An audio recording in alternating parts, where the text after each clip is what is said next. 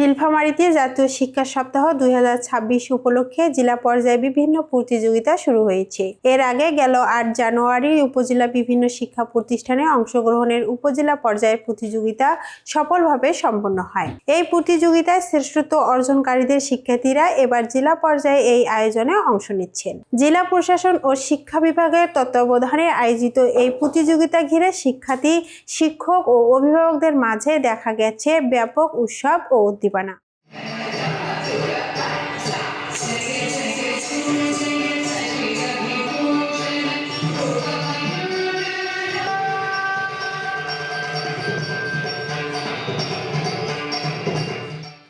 শুরু হওয়া এই প্রতিযোগিতা চলে বিকাল 4টা পর্যন্ত।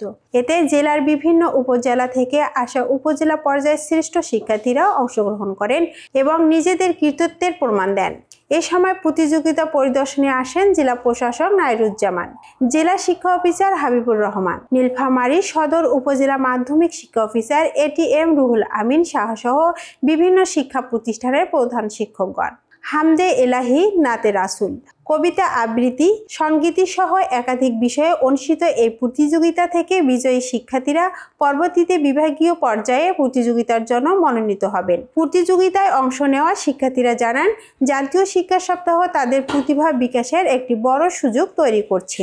অভিভাবকদের মতে লেখাপড়ার পাশাপাশি এমন সহশিক্ষা কার্যক্রম শিক্ষার্থীদের মেধা ও মননশীলতার বিকাশ গুরুত্বপূর্ণ ভূমিকা রাখে। সব মিলিয়ে জাতীয় শিক্ষা সপ্তাহ 2026 উপলক্ষে নীলফামারী জেলা পর্যায়ের একটি প্রতিযোগিতা হয়ে উঠেছে শিক্ষার্থীদের জন্য এক অনুপ্রেরণামূলক আয়োজন।